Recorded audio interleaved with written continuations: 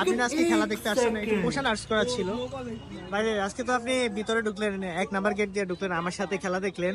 যদিও আপনি রাজশাহী সাপোর্টার না, রংপুরের সাপোর্টার, আমি আপনাকে নিয়ে গেছি জোর করে, যেহেতু আমি রাজশাহী সাপোর্টার। বলছি যে আজকে খেলাটা দেখেন, খেলাটা দেখলে অবশ্যই ভালো লাগবে, খেলাটা ভালো হবে। তা আপনার অনুভূতি কি আজকে খেলাটা দেখার পর থেকে আপনার কেমন লাগলো? বিশেষ করে ম্যাচের শেষের দিকের অবস্থানটাতে আপনার আমাদেরকে যদি একটু কাইন্ডলি বিশ্লেষণ করে বলতেন তাহলে খুশি হতাম।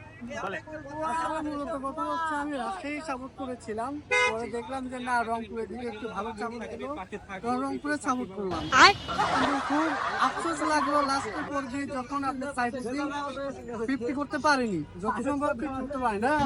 আচ্ছা শুনেন, excuse me, শুনেন, আপনি তো রংপুরের সাপোর্টার, হঠাৎ করে শেষের দিকে রাজশাহীতে শিফট করার কারণটা যদি একটু বলতেন তাহলে ভালো হতো আমাদের দর্শকদের উদ্দেশ্যে। আমি দেখলাম যে যে হারে আমি তার পক্ষে না, যে জিতে আমি তারই পক্ষে। আচ্ছা, আপনি তাহলে ডিপেন্ড অন ইওর রেজাল্টের উপর ডিপেন্ড করে আপনি পক্ষপাতিত্ব করেন।